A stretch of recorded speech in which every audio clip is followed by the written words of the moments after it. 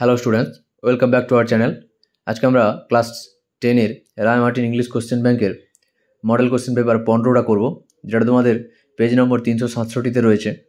এবং বইয়ের প্যাসেজ যেটা রয়েছে সেটা হচ্ছে দ্য পাসিং অ্যাওয়ে বাপু। তোমরা ওই প্যাসেজটা একটু ভালো করে পড়ে নেবে, আমরা অ্যান্সারগুলো দেখছি।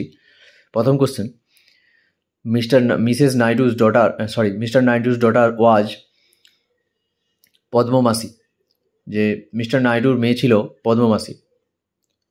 তারপর দেখো, the willing people were trying to touch, কাঁদতে থাকা মানুষগুলি স্পর্শ করার চেষ্টা করছিল গান্ধীজির ফিট, গান্ধীজির পা। পরের question, in the procession the narrator was moving, শোভাযাত্রায় বক্তা কিভাবে চলছিলেন? স্লোলি, ধীরে ধীরে। Dash silently watch the procession, এই প্রসেশনটা ধীরে ধীরে ওয়াচ করা হয়েছিল বা দেখে হয়েছিল কাদের দ্বারা? থাউজেন্ডস অফ পিপল বা থাউজেন্ডস, এখানে থাউজেন্ডস হবে, যে হাজার হাজার লোকেরা শোভাযাত্রাটা নীরবে দেখছিল। গান্ধীজির body was laid on a, গান্ধীজির দেহটা রাখা হয়েছিল একটা লরিতে করে। তারপরে দেখো, complete the following sentences. The funeral of Gandhiji was schedule to take place, গান্ধীজির অন্ত্যেষ্টিক্রিয়ার গান্ধীজির অন্ত্যেষ্টিক্রিয়ার হওয়ার কথা ছিল the day after his death, তার মৃত্যুর পরের দিন। 2 নম্বর question, to the average Indian, সাধারণ ভারতীয়দের কাছে কোন বিষয়টি গুরুত্বপূর্ণ ছিল? সাধারণ ভারতীয়দের কাছে walking with Bapu had a special meaning, বাপুর সঙ্গে হাঁটাটা বিশেষ অর্থ ছিল। তারপর দেখো, it was impossible to move in, কোথায় চলা অসম্ভব ছিল? ইন দ্য লার্জ ক্রাউড, বড় জনতার মধ্যে বা জনতার ভিড়ের মধ্যে। তারপর দেখো, অ্যান্সার দ্য ফলোয়িং কোশ্চেন্স। প্রথম নম্বর কোশ্চেনটা দেখো, why did the narrator want to walk in the funeral process, বক্তা কেন অন্ত্যেষ্টিক্রিয়া শোভাযাত্রায় হাঁটতে চেয়েছিলেন? অ্যান্সারটা দেখো, the narrator wanted to walk in the funeral procession because it had a special meaning symbolizing the end of the walking with Gandhiji who had led the nation through many paths। উত্তরটা কী হবে? বক্তা অন্ত্যেষ্টিক্রিয়া শোভাযাত্রায় হাঁটতে চেয়েছিলেন কারণ এর বিশেষ অর্থ ছিল এটি গান্ধীজির সাথে হাঁটার সমাপ্তির প্রতীক, যিনি জাতিকে বহু পথে পরিচালিত করেছেন। তারপরে কোশ্চেন দেখো, what did the narrator realise with the walking with grieving people, শোকাহত মানুষের সাথে হাঁটার সময় বক্তা কী উপলব্ধি করেছিলেন? অ্যান্সার দেখো, the narrator realise that walking with the grieving people meant accepting that Gandhiji was no longer there and this act of walking symbolized progress and reflection। মানেটা কি? যে বক্তা উপলব্ধি করেছিলেন যে শোকাহত মানুষের সাথে হাঁটা মানে ছিল গান্ধীজি আর সেখানে নেই তা মেনে নেওয়া, এবং এই হাঁটার কাজটি অগ্রগতি এবং চিন্তাশীলতার প্রতীক ছিল। এবার দেখো, এটা কবিতার প্যাসেজ থেকে দিয়েছে, কবিতা একটু পড়ে নেবে। এটা আমরা কোশ্চেনগুলো দেখছি। দ্য পোয়েট আস্কস ফর, কবি কি হতে চান, কবি কি চাইছেন? এ টল শিপ, একটা লম্বা জাহাজ। The poet heard the call of the windy day, কবি কার ডাকে সাড়া দেন? বাতাসযুক্ত দিনের। দ্য সি ইজ, সমুদ্রের অবস্থা কেমন? লোনলি, একাকী। হেয়ার হার রেফার্স টু, এখানে হার কাকে নির্দেশ করছে? দ্য স্টার, তারাকে। রাইট টি ফলস, টি এবং ফলস লিখতে বলেছে। যে প্রথমটা দেখো, দ্য পোয়েট ওয়ান্টস এ তার টু গাইড দ্য শিপ, কবি একটি তারাকে জাহাজ পরিচালনার জন্য চান, এটা ট্রু হবে।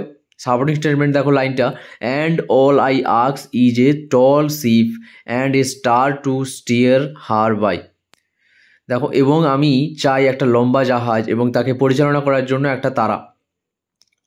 তারপর দেখো, the poet wants a rainy and cloudy day, কবি একটি বৃষ্টির এবং মেঘলা দিন চান। ফলাফল কি? এটা মিথ্যা হবে। সাপোর্টিং স্টেটমেন্টে দেখো, and all I ask is a windy day with the wind clouds flying, এবং আমি চাই বাতাসযুক্ত দিন যেখানে সাদা মেঘ উড়ছে। তারপর দেখো, আনসিন প্যাসেজ থেকে দিয়েছে, আনসিন প্যাসেজটা একটু তোমরা ভালো করে পড়ে নেবে। ওটা যে স্পেস থেকে দিয়েছে, মানে তোমাদের মহাকাশ যাত্রা যে টেলিস্কোপ ছিল ওখান থেকে দিয়েছে। দেখো তোমরা, প্রথম question, Kepler space telescope looks for the, Kepler space telescope কোন দিকে লক্ষ্য করে? স্টার্স, তারা। The name of the newly found star is, নবনির্মিত বা খোঁজা হয়েছে, নতুন খোঁজা হয়েছে, তার নাম কি? ডাইসন। তারপরে দেখো পরের question, changes in light has been observed by scientist in, বিজ্ঞানীরা কোথায় আলোর পরিবর্তন লক্ষ্য করেছেন? স্পেস, মহাকাশে। The strange light observed by the scientist may be megastructure build by, বিজ্ঞানীরা লক্ষ্য করে অদ্ভুত আলো একটি মেগাস্ট্রাকচার হতে পারে, যা কার দ্বারা নির্মিত? এলিয়ানদের দ্বারা। The existence of Dyson sphere is an indication of, Dyson স্পিয়ারের অস্তিত্ব কি নির্দেশ করে? অ্যাডভান্স সিভিলাইজেশন, উন্নত সভ্যতা। The above passage is a report, উপরের অনুচ্ছেদটি একটি রিপোর্ট। এবার ট্রু ফলস দেখতে বলেছে। দেখো, technical civilization gradually needs more and more energy, প্রযুক্তিগত সভ্যতা ক্রমাগত আরও বেশি শক্তির প্রয়োজন হয়, এটা ট্রু হবে। সাপোর্টিং স্টেটমেন্টটা দেখো,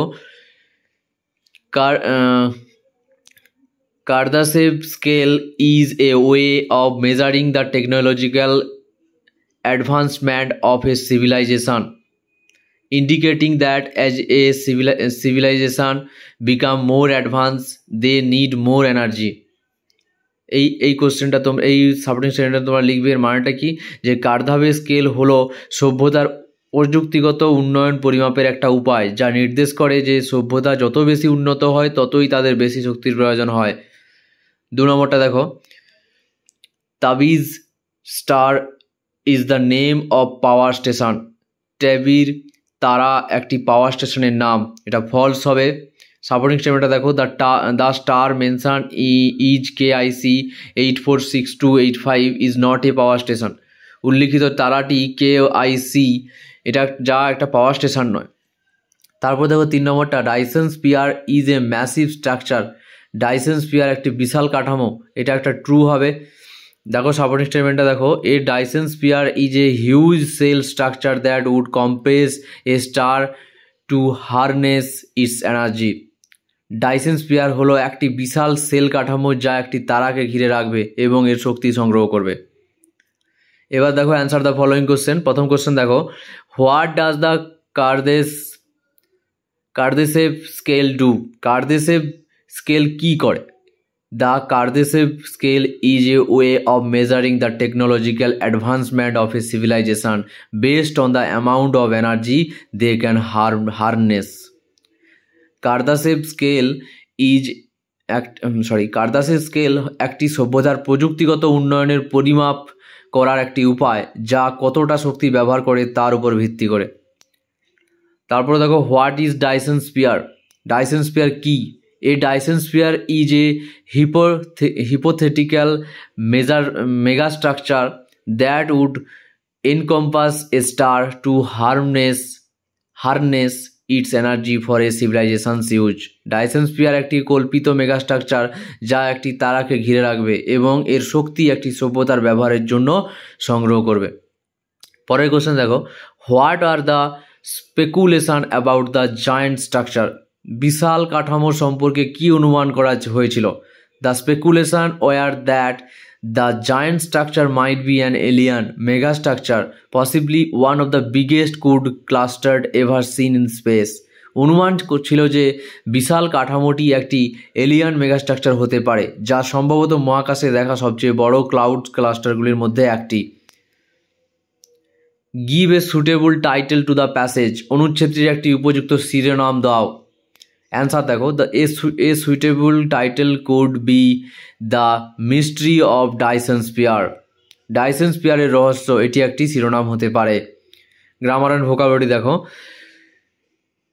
ওয়ান্স এ চাইল্ড থ্রিউ হবে, এটা থ্রিউ হবে, যে একবার একটি শিশু আম খাওয়ার পর মাটিতে একটি আমের বীজ ছুঁড়ে দিল।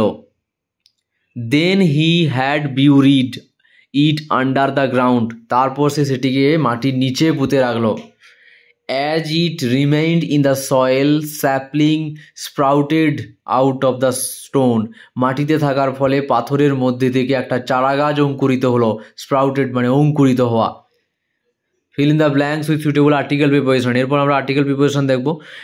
Michael road about the experience during his formative years that come to sphere his art.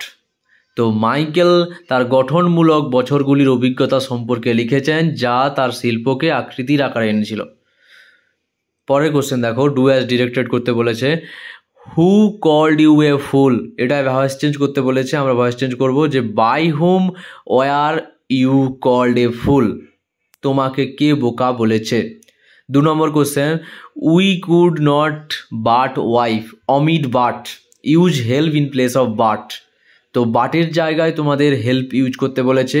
We could not help weeping, যখন আমরা হেল্প কথাটা আনবো তারপরে যে ভার্বটা থাকবে তার সঙ্গে আইএনজি যোগ করব। তারপর দেখো, Maddy went back to bed for he was still tired, Maddy বিছানায় ফিরে গেল কারণ সে কি তখনও ক্লান্ত ছিল। এটা দুটো সেন্টেন্সে লিখতে বলেছে। Maddy was still tired, he went back to bed. Maddy তখনও ক্লান্ত ছিল, সে বিছানায় ফিরে গেল। তারপর দেখো, ফ্রেজাল ভার্ব চুজ করতে বলেছে। তো ডিসকার্ড থেকে হবে ডু অ্যাওয়ে উইথ, যার অর্থ হলো বাতিল করতে চেয়েছিলেন। তারপর দেখো, রিচ থেকে হবে গেট টু, যেটা হবে পৌঁছাতে হবে। তারপর দেখো, কন্টিনিউ মানে কিপ আপ মানে চালিয়ে যাওয়া। এরপর মিনিং খুঁজতে বলেছে আনসিন প্যাসেজ থেকে। তো প্রথম কি বলেছে যে a creature that comes from another planet, এমন একটি প্রাণী যা অন্য গ্রহ থেকে আসে, এটা কি হবে এলিয়ান। তারপরে বলেছে ডিফারেন্স থেকে কি হবে ভেরিয়েশনস, পার্থক্য। Any of the large systems of star in outer space, মহাকাশের বড় তারামণ্ডলকে কি বলা হয় গ্যালাক্সি। ওকে, তারপরে কোশ্চেন বলেছে a society which has its own highly developed culture and way of life, একটি সমাজ যার নিজস্ব উন্নত সংস্কৃতি এবং জীবনধারা রয়েছে তাকে বলা হবে সিভিলাইজেশন। আমাদের এই অ্যান্সারগুলো তোমাদের ভালো লেগে থাকলে আমাদের চ্যানেলটাকে সাবস্ক্রাইব করে রাখো এবং পাশে থাকা বেল আইকনটাকে অল প্রেস করে দিয়ে রাখো।